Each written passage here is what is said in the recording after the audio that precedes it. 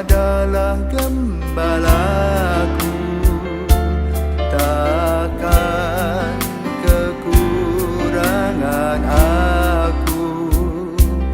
Ia membaringkan aku di padang berumput hijau.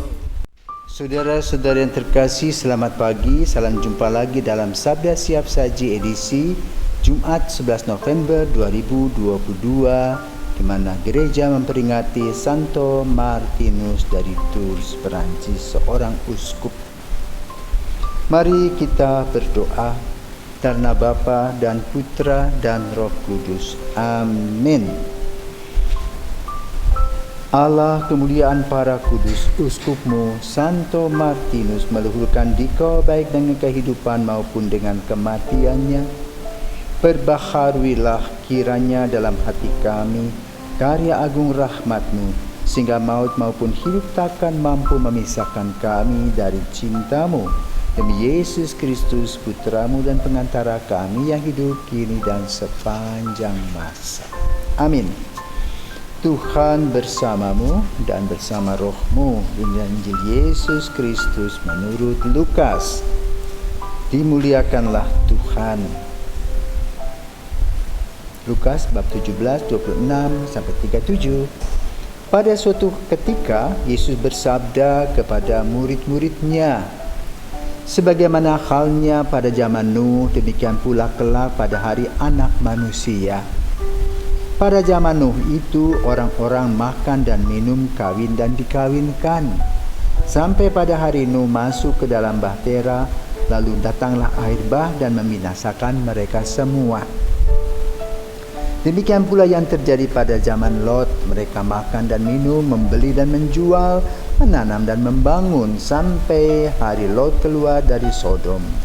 Lalu turunlah hujan api dan belerang dari langit dan membinasakan mereka semua. Demikianlah halnya kelak pada hari Anak Manusia menyatakan diri. Pada hari itu barang siapa sedang ada di peranginan di atas rumah, janganlah ia turun untuk mengambil barang-barang di dalam rumah. Demikian pula yang sedang berada di ladang, janganlah ia pulang, ingatlah akan istri Lot. Barang siapa berusaha memelihara nyawanya, ia akan kehilangan nyawanya. Dan barang siapa kehilangan nyawanya, ia akan menyelamatkannya. Aku berkata kepadamu, pada malam itu, kalau ada dua orang di atas ranjang, yang satu akan dibawa dan yang lain ditinggalkan. Kalau ada dua orang wanita yang sedang bersama-sama mengilang, yang seorang akan dibawa dan yang lain akan ditinggalkan. Para murid lalu bertanya, "Di mana Tuhan?"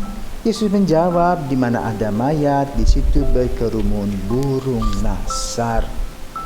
Demikianlah sabda Tuhan. Terpujilah Kristus.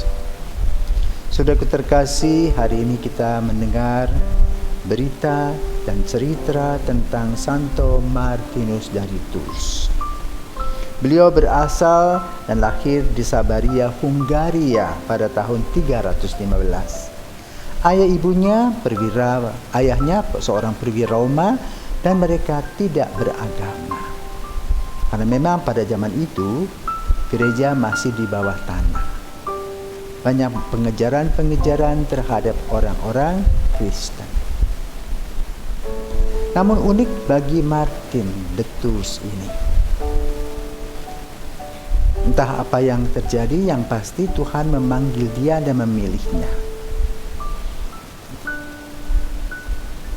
Ketika dia berusia 15 tahun, dia ingin ke gereja. Dan disitulah dia memulai perkenalannya dengan Yesus. Namun, keluarga atau ayahnya karena sebagai serdadu, dia minta dan memaksa anaknya menjadi serdadu. Karena taat kepada orang tua, maka Martin menjadi serdadu.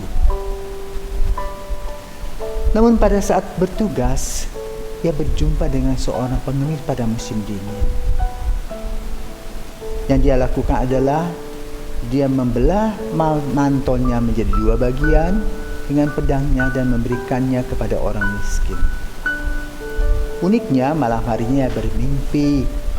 Yang datang adalah Yesus dan Yesus berkata, "Martin, terima kasih. Engkau sudah memberi mantel kepada orang miskin. Dan orang miskin adalah aku." Wow, terkejutlah dia. Maka dengan sepenuh hati dan seluruh jiwa, ia kemudian meninggalkan keserdaduannya dan menjadi imam serta menjadi uskup di Tours. Dan sampai hari ini ada basilika untuk Santo Martin di Tours, Perancis. Dia menjadi seorang uskup yang bijaksana, penuh dengan doa-doa dan juga devosi-devosi, sehingga mengarahkan umat kepada hidup yang damai sejahtera. Nah, saudaraku terkasih, hari ini kita juga diajak untuk merenungkan Injil, ya, di mana kita sering mempedulikan diri sendiri untuk memperhatikan hal-hal yang berbau duniawi. Padahal Yesus hanya ingin mengatakan bahwa hidup ini sementara satu kali saja. Jangan dipakai semena-mena, tetapi diperhitungkan. Karena apa? Pada waktunya akan diambil, dan ketika Tuhan akan mengambil kita, tidak diberitakan begitu saja, diambil begitu saja. Maka kita harus siap-siap. Karena itu digambarkan bagaimana dulu Lot makan minum, habis juga istrinya menjadi patung garam. Kemudian juga zaman Nuh sama, ketika mereka bersama-sama masuk ke dalam kapal yang besar, kemudian turun lagi mendarat, dan mereka juga meninggal. Nah, kita pun sama. Ada waktu hidup, ada waktu kematian. Maka pada saat kematian itulah saat di mana kita berjumpa kembali dengan Sang Pencipta. Santo Martinus telah melepaskan semua yang bau-bau duniawi, bau-bau serdadu, ya, kekayaan, kekuasaan, dan menjadi pelayan Yesus yang dapat diandalkan, yang bisa membawa umat kepada Yesus dalam sukacita.